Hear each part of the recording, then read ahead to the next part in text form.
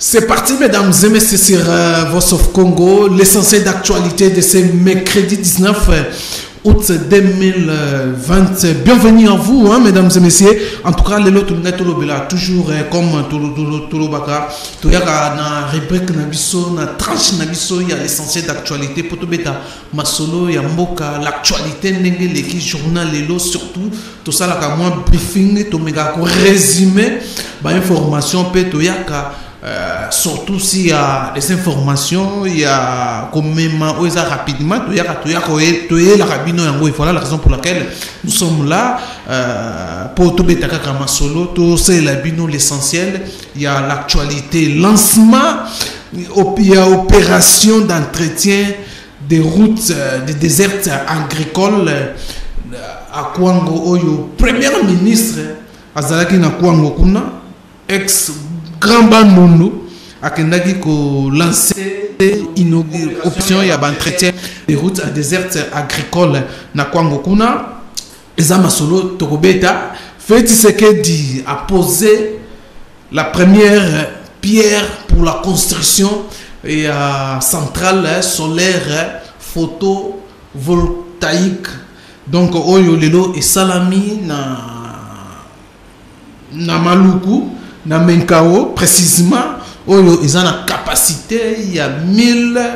mégawatts dans les cadres toujours pour lutter contre perturbation, il y a courant tellement Kinshasa, les courant Kinshasa aussi, ils ont une partie et capitale, il y a un problème, il y a courant, et voilà, avec appui. Il y a Batubaeko Sunga, la République démocratique du Congo, dans le cadre, il y a lutter contre problème, il y a lutter contre problème, il y a électricité dans la République démocratique du Congo, particulièrement dans la ville de Kinshasa. Et voilà, Félix Tshisekedi Lelo a lancé, a posé première pierre pour construire centrale, il y a une centrale solaire. Oyo, Tokomekato Solomon Mouké, Tokozwa quelques. On signe un contrat d'achat d'électricité portant sur le développement et la construction d'un certain nombre de centrales photovoltaïques d'une capacité de 1000 MW.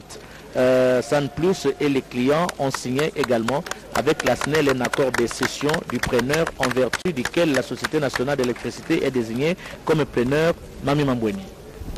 La pile de mingi blesse beaucoup qui a fait un nombre de quoi dans la Bible ça ça est plus mon camp de colo et si bon côté les mains pour y avoir nous allons convier l'assistance à un cocktail qui sera servi sur place. Le Sénat américain constaté signé prometteur. Il y a Félix Tshisekedi qui a signé l'administration. Il y a grand papa appuyé Félix Tshisekedi parce que constaté signé prometteur Moko Ezali. Ezaka Masoto Beta Christelle Bukumbadu, la fille il y a Ngoïka Sanji Oyo Lelo Bariner est un trop que Aza aux arrêts, mais au moment où nous vous parlons, Aza aux arrêts Bakangi était Aza bel et bien place Bazali, la raison pour laquelle les créatifs polémiques un avis, il y a recherche, il y a parquet Oyo Balanzaki parce que Baza sous na résidence fixe c'était place Bazat yango Balanzaki avis de recherche déjà comme Masolo Tokobeta si vraiment l'État va nous permettre à faire Mukuna verdict les 8 août 2020 Oyo verdict est tombé après Ndenge Mukuna pe Arekizaki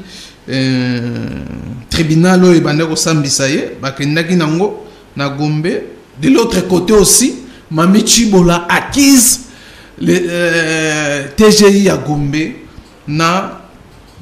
partialité notoire donc pour naie donc à mon que makambo ezala bien té. Et voilà quelques points d'actualité au Mekomeka to solo avant tout au côté vraiment na actualité to solo moi mon que actualité déjà ba ndeko baza ko benga biso déjà dans les cadres toujours il y a l'essentiel d'actualité to même basango makambo za ko leka na frontière ya Kasumbalesa ba bi mafia ko sakana te coulage des recettes mokezo sala makuna bazoko accuser l'IDPS qui entretient, l'IDPS qui encourage ba pratique wana ya mafia ko sakanate ezako sala manakati ya frontière ya Zambie RDC na Okatanga kuna na Kasumbale sa oyo balobi donc mafia ko sakanate na kati ya frontière wana ya douane donc ya ko sakanate zaka ka masongolo ba sango dessus yango to leki to ebisa bino ce qui se passe kuna na Sankuru kuna aussi ezaya ko inda FCC na IDPS. Donc FCC empêche la réunion ya IDPS salama. FCC a lingi kutu bayoka IDPS ezala existé na province wana ya Sankuru. Donc guerre eza na kati kuna bazo potana tokozonga na ba interview même par téléphone qu'est-ce qui se passe là-bas. Alors premier point to salaki concernant toujours les lois zalaki chef de l'État à Kinshasa alors ça qui a poser la première pierre pour la construction de la centrale solaire photovoltaïque. Il y a capacité à 1000 mégawatts oyo et dans les cadres toujours pour renforcer le courant à Kinshasa awa. Mais constate au sala toujours comprendre en politique les signes, les mouvements, les paroles, les dire et d'écrire et dessiner et sa position effective Yamutu et la position Yamutu. Est-ce que INC a retiré confiance naïe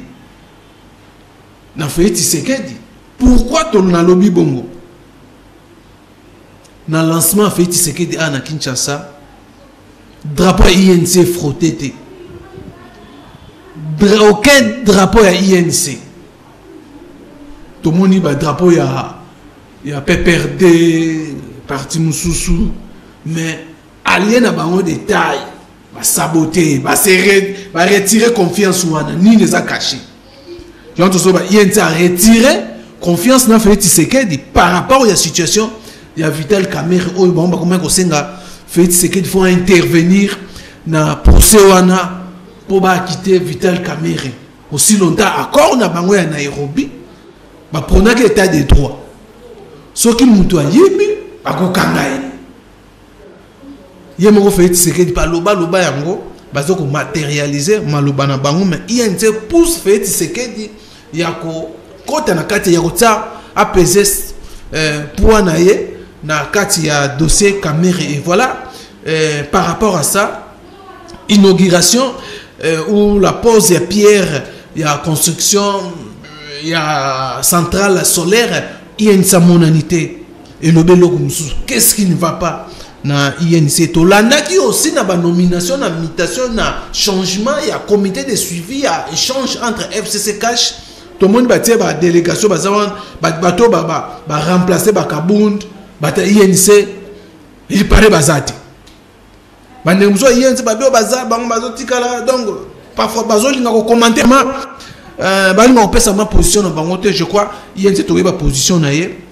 après verdict il y a Vital Kamerhe ce qui vraiment azana fait Tshisekedi mais na Kwango na Grand Bandundu là où le premier ministre est allé lancer l'opération d'entretien des routes des déserts agricoles. Yoka drapeau, il y a INC, nenge mataki, nenge flotta, que ça ko flotter, et lingo laksanini. Awana Kinshasa, drapeau était limité, mais na Kwango, drapeau était l'émis. Consigne nini, INC a commis un mikolo. Il y a un tozo, INC a se retiré. Confiance n'a fait Tshisekedi du fait que Kamerhe a croupir toujours dans la prison. Dossier Kamerhe, n'engue malobaka bango que il y a dossier politique. Tantôt, bango mon bazolo ba fait Tshisekedi apaiser de son poids pour que les choses aient changé et soient dimension mususu peut ba quitter Kamerhe si Félix Tshisekedi azoko occupé caméra était, donc c'est un dossier politique pour la INC. Et surtout, il y a un problème où il y a un sénateur américain où il y a l'administration Trump va soutenir Félix Tshisekedi pour démanteler le réseau mafieux installé durant plusieurs années dans la République démocratique du Congo par rapport il y a un signe prometteur au Moni. Premièrement, ils allaient enquête au lancé pour Albert Yuma.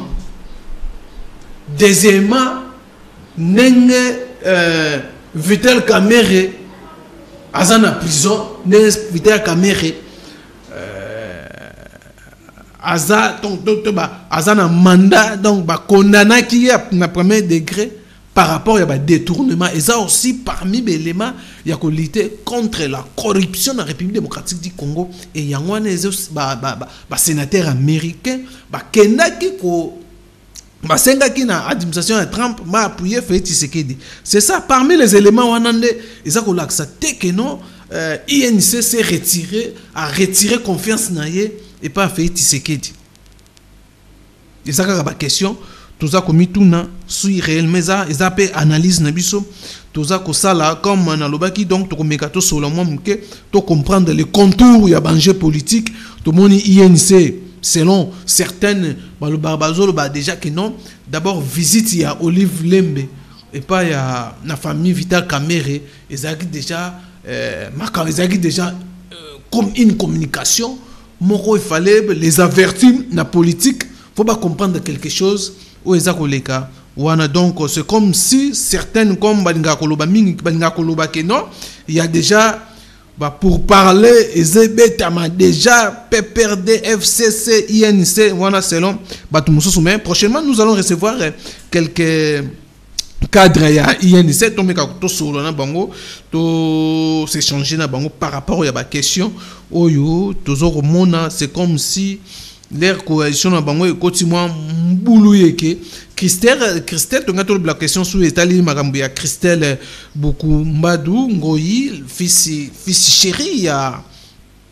ngoyi kasanji oyo lelo ba rimer et ça fait aussi et ça fait couler d'encre et la salive batu batambusi que non il a été arrêté déjà depuis hier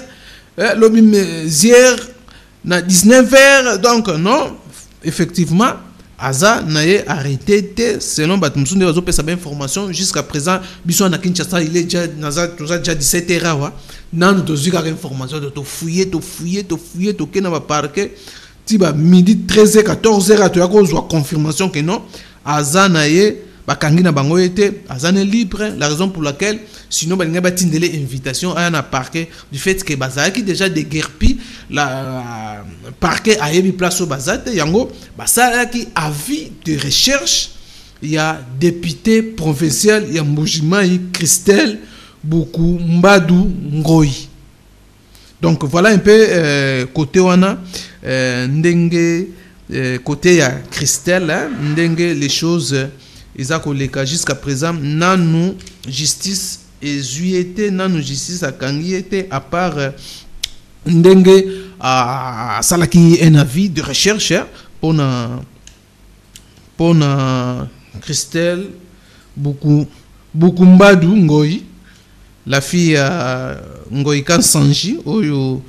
bazalaki na conflit foncier na Gabriel Mokia oyo tolandaki comment déclaration oui Frisa qui vraiment la chronique voilà alors affaire Mukuna aussi tout le blâme concernant affaire Mukuna Mamichi Bola vraiment acquise le TGI Gombe pour na bazana partialité moko notoire selon a constaté que c'est comme si tribunal a changé par rapport à dossier ndenge zalaki boso ndenge bandako kendela siko dossier échanger nango est-ce que Mami Chibola bakangaki eto bakangaki ete est-ce que Mami Chibola azana prison makala to azana prison makala te ezaka ba question batu bazako tuna batu bakosi batu mingi Mami Chibola bakangaki pour avoir pris des photos pendant audience à huis clos. Et Mami Chibola zane libanda, Mami Chibola boko mona est partout, Mami Chibola zali, Mami Chibola bakangete, mais Mami Chibola se plaint, acquise les tribunaux ya Gombe de la partialité notoire na affaire aux opposés bangona mukuna. Et voilà quelques points d'actualité. Il y a l'essentiel, il y a Mukolo, il y a Lelo tolinga kito Solomon Kenabino, et dans les cadres toujours kaka ndenge tolobaka basango. L'actualité c'est nous, si vraiment ezako sisité toya epanabino poto même la bino basango ya mboka na biso. Voilà l'essentiel d'actualité ya mukolo ya lelo tozalaki nango. Quant à moi, je vous dis merci Nabino, merci na fidélité Nabino, continuez toujours à nous suivre et retrouvons-nous prochainement dans le numéro de l'essentiel d'actualité. Bye bye.